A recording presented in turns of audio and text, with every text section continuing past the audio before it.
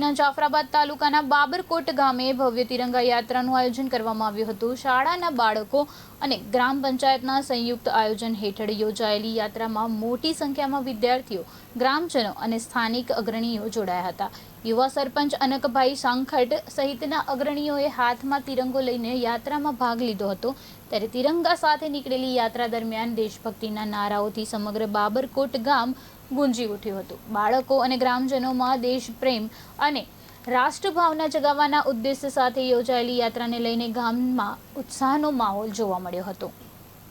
આજે બાબરકોટ પીએમસી પ્રાથમિક શાળાના બાળકો અને બાબરકોટ માધ્યમિક શાળાના બાળકો તથા બાબરકોટ ગ્રામ પંચાયત દ્વારા બાબરકોટ ગામની વિવિધ શેરીઓમાં તિરંગા યાત્રાનું ભવ્ય આયોજન કરવામાં આવ્યું હતું।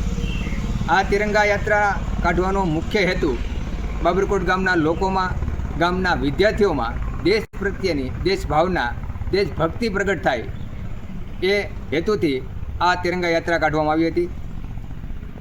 તિરંગો એ આપણા દેશનો ધ્વજ નથી, પણ આપણા દેશની આન, બાન અને શાનનું પ્રતીક છે।